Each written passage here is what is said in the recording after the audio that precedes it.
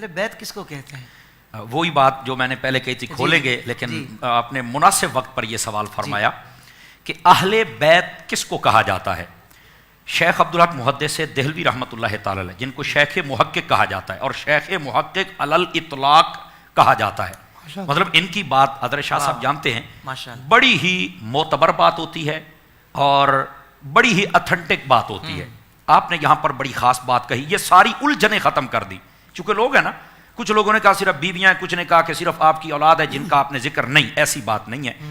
نبی پاک صلی اللہ علیہ وسلم کی یہاں پر جو آل پاک جس کو مراد لیا گیا ہے، فرمایا سب سے پہلے آپ کی بیویاں مراد ہیں، اس کو اہل بیت مسکن کہتے ہیں، اہل بیت سکنا بھی کہتے ہیں، کہ جو گھر والیاں ہوتی ہیں، بیویاں بھی آ گئیں۔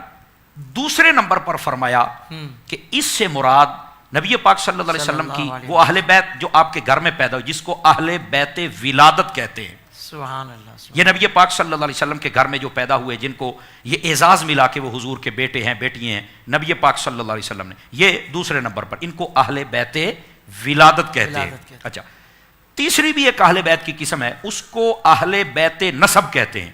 نبی پاک صلی اللہ علیہ وسلم کے خاندان اقدس و انور میں وہ احباب جنہوں نے حضور کا کلمہ پڑھا اور جن پر زکوٰۃ حرام ہے، یہاں سے وہ لوگ بھی شامل ہیں۔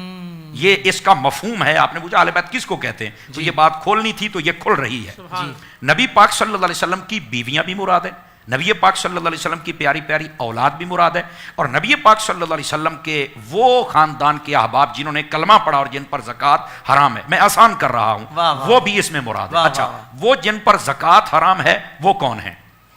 وہ آل علی ہیں، آل جعفر ہیں، آل عقیل ہیں، آل حارث ہیں۔ یہ چار، یہ احباب، یہ خاندان، یہ اس میں شامل ہیں۔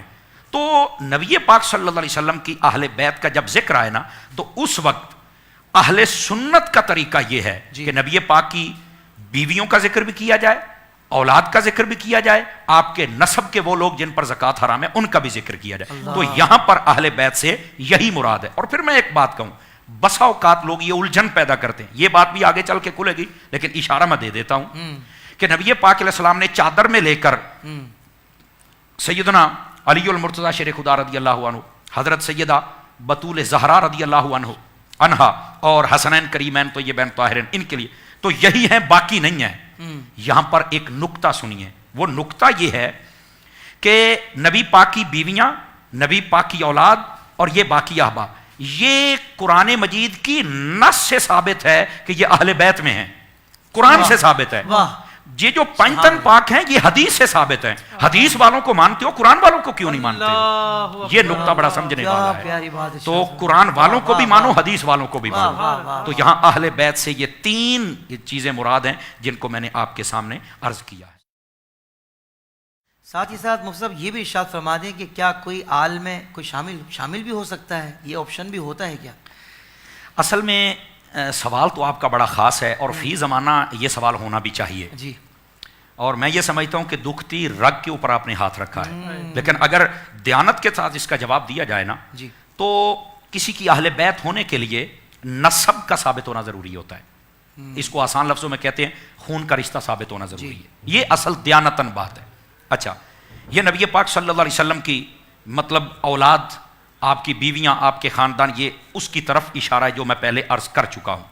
اچھا، جب یہ مراد لیا جائے گا نا، تو ان میں سے جو آقا صلی اللہ علیہ وسلم کے ساتھ نسبی رشتہ اور تعلق رکھتے ہیں، جو اصل اہل بیت ہیں، بیویاں، اولاد اور خاندان، ان میں سے جو سب سے فضیلت والے احباب ہیں، سب سے زیادہ شان والے، وہ حضرت سیدہ بطول زہرا کی اولاد ہے۔ سمجھ آ رہی ہے؟ سبحان اللہ، سبحان اللہ۔ اہل بیت میں کوئی داخل ہو سکتا ہے؟ سوال آپ کا یہ تھا جی۔ اصل بات یہ ہے کہ اہل بیت ہونا یہ تو نسب سے ثابت ہوگا، خون سے ثابت ہوگا جی، تو خون والے رشتے یہ جو میں گنوا چکا جی، اور ان میں سب سے زیادہ کمالات اللہ نے اولاد سیدہ خاتون جنت کو عطا فرمائے۔ اچھا، ایک بات یہ، دوسری بات یہ ہے شامل کوئی نہیں ہو سکتا۔ ہاں، حضور اگر چاہیں تو حکمن کسی کو شامل فرما لیں، وہ حقیقتاً نہیں شامل ہوں گے، حکمن شامل ہو سکتے ہیں اور کر بھی حضور سکتے ہیں۔ واہ واہ، کر بھی حضور سکتے ہیں، حضور کر سکتے ہیں، یہ حضور کو اختیار حاصل ہے۔ اب آپ کہیں گے اس کی بھی کوئی مثال ہونی چاہیے۔ نبی پاک صلی اللہ علیہ وسلم نے حضرت سلمان فارسی کے بارے میں فرمایا، سلمان منا اہل البیت، کیوں حضرت شاہ صاحب؟ فرمایا کہ سلمان میری اہل بیت میں سے ہے، تو اب کوئی اس کا انکار کر سکتا ہے؟ لیکن یہ سب نے لکھا ہے کہ اب اس کا یہ مطلب نہیں ہے کہ جیسے باقی اہل بیت اور سید اور شاہ ہیں تو وہ بھی سید اور شاہ بن گئے. یہ بات بڑی خاص ہے، وہ اصل رشتہ خون سے ہی ثابت ہوگا، لیکن حکمن یہ اہل بیت میں داخل ہو گئے. اسی طرح نبی پاک صلی اللہ علیہ وسلم نے حضرت وائلہ رضی اللہ عنہ یہ ایک صحابی تھے، ان کو فرمایا انکا من اہلی وانا من اہلکا. حضور نے فرمایا کہ میں تیری اہل بیت سے ہوں، تو میری اہل بیت سے ہے.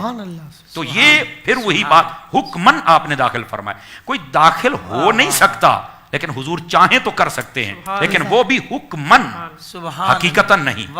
اور اسی طرح نبی پاک صلی اللہ علیہ وآلہ وسلم آپ نے ارشاد فرمایا، یہ مختلف الفاظ روایت ہے اور اس سے کچھ لوگ الجھن بھی پیدا کرنے کی کوشش کرتے ہیں. یہ خارجی لوگوں کی ایک صفت ہے. اچھا، یہ خارجی میں نے اس لیے کہا ہے کہ وہ اہل بیت کی شان گھٹانا چاہتے ہیں اور کہتے ہیں ہم بھی اہل بیت ہیں. وہ اس لیے وہ کہتے ہیں کہ ایک روایت ہے مختلف الفاظ، کل نقی و تقی فہو عالی. یہ مختلف الفاظ ہے، اس کے اور بھی بہت سارے الفاظ ہیں کہ ہر متقی پرہیزگار قیامت تک کے لیے حضور نے فرمایا میری آل میں ہے. تو اس کا مطلب یہ نہیں ہے کہ وہ سید بن گئے سارے، ابھی ہم حضور کے جناب طریقے پر ہیں، حضور کی سنت پہ عمل کرتے، تو ہم بھی شاہ بن کے بیٹھ جائیں، جس کا جی چاہے وہ شاہ بن کے بیٹھ جائے. نہیں، اس سے خارجی لوگ کہتے ہیں ہم بھی آل ہیں. یہاں آل بمانا گروہ تو ہو سکتا ہے، سمجھ آئی نا، لیکن آل بمانا سید نسب یہ نہیں ہو سکتا.